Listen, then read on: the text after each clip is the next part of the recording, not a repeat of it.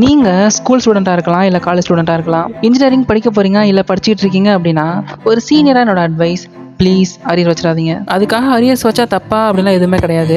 ஆக்சுவலாக அரியருக்கும் நம்ம நாலேஜுக்குமே சம்மந்தம் கிடையாது. பட் நீங்கள் ஏன் அரியர் வைக்கக்கூடாது அப்படிங்கிறதுக்கு ஒரு 3 ரீசன் சொல்கிறேன். அதில் 3வது ரீசன் தான் ரொம்ப ரொம்ப முக்கியமான ரீசன். அதுக்கப்புறம் நீங்களே முடிவு பண்ணிக்கோங்க அரியர் வைக்கலாமா வைக்கக்கூடாதா அப்படின்னு. இது இன்ஜினியரிங் பீப்புளுக்கு மட்டும் கிடையாது, எந்த டிகிரி படித்தாலும் பார்க்கலாம். பட் இன்ஜினியரிங் ஸ்டூடெண்ட்ஸ் கொஞ்சம் கான்சன்ட்ரேட் பண்ணி பாருங்கள். ஏன்னா நான் ஒரு இன்ஜினியரிங் ஸ்டூடெண்ட். மொதல் விஷயம் வேல்யூவேஷன். இது நான் ஃபர்ஸ்ட் இயர் படிக்கும்போது எங்கள் சார் எங்ககிட்ட சொன்ன விஷயம் என்னன்னா, லெட்ஸ் சே நீங்கள் ஒரு கரண்ட் எக்ஸாம் எழுதுறீங்க. அந்த கரண்ட் எக்ஸாமில் ஒரு 30 மார்க் எழுதுறீங்க. நீங்கள் நல்லா படித்த கொஷின் தான் எக்ஸாம்லேயுமே ரொம்பவே நல்லா எழுதிருக்கீங்க அப்படின்னு வச்சுப்போம். இப்போ கரண்ட் எக்ஸாமை வேல்யூட் பண்ணும்போது ஒரு ஆவரேஜாக அந்த கொஸ்டினுக்கு 10 மார்க் போடுவாங்கன்னு வச்சுப்போம். சேம் இப்போ அரியருக்கு வருவோம்.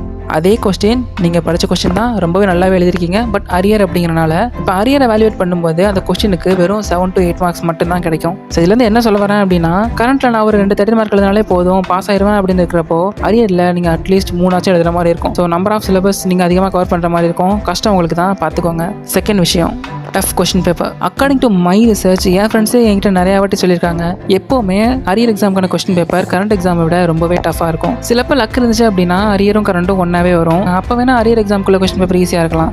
பட் காமனாக அரியர் எக்ஸாம் தனியாக நடந்துச்சு அப்படின்னா அந்த அரியர் எக்ஸாமோட கொஸ்டின் பேப்பர் எப்போவுமே டஃபாக தான் இருந்திருக்கும். ரொம்ப ரேர் கேஸில் வேணால் கொஸ்டின் பேப்பர் ஈஸியாக இருந்திருக்கலாம். But maximum of the time question paper டஃபாக தான் இருந்திருக்கு. ஸோ இங்கேயும் ரிஸ்க் உங்களோட தான், பார்த்துக்கோங்க. ரீசன் 3, மேலே இருக்கிற 2 நீங்கள் எப்படியாச்சும் சமாளிச்சலான்னு வைங்க. பரவாயில்ல, நான் நிறைய யூனிட் கவர் பண்ணிக்கிறேன், கொஸ்டின் எவ்வளோ டஃபாக வந்தாலும் நான் பார்த்துக்கிறேன் அப்படின்னு இருந்தாலும் இங்கே தான் யூனிவர்சிட்டி ஒரு பெரிய விஷயத்தை தூக்கிட்டு வருவாங்க. இருங்க பாய் அப்படின்னு.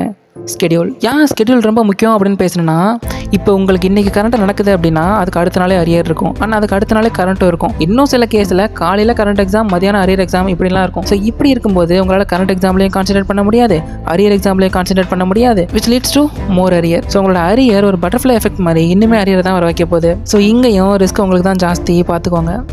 இதுதான் நான் சொல்லணும் அப்படின்னு நினச்சேன். அகைன் நான் சொல்கிறதான், அரியர்ஸ் வச்சா தப்பா, நமக்கு வேலை கிடைக்காதா, அதுக்கு எதுவுமே கிடையாது. அரியர்ஸுக்கும் நம்ம நாலேஜுக்கும் சுத்தமாக சம்மந்தமே இல்லை. பட் வச்சா உங்களுக்கு தான் கஷ்டம், வச்சா நீங்கள் என்னெல்லாம் ஃபேஸ் பண்ணணும் அப்படிங்கிறதுக்கான 3 ரீசன் நான் சொல்லிட்டேன். இதுக்கு மேலே அரியர் வைக்கணுமா வைக்கக்கூடாதா அப்படிங்கிறது உங்களோட விருப்பம். சம்டைம்ஸ் சில அரியர்ஸ் நம்மளால் தவிர்க்கவே முடியாது. நம்மளோட சிச்சுவேஷனால இருக்கலாம், நமக்கு உண்மையில அந்த சப்ஜெக்ட் புரியாமல் இருக்கலாம், இல்லை அதை எடுத்து அவங்க ஒழுங்காக எடுக்காமல் இருந்திருக்கலாம். there are so many reasons. But இதனால நம்ம அரியர் வச்சோம் அப்படின்னா அது எந்த அளவுக்கு நம்ம அஃபெக்ட் பண்ணோம் அப்படிங்கிறத தான் நான் சொன்னேன். ஸோ எப்படியாச்சும் அரியர்ஸ் இல்லாமல் கிளியர் பண்ண பாருங்கள். தேங்க்யூ.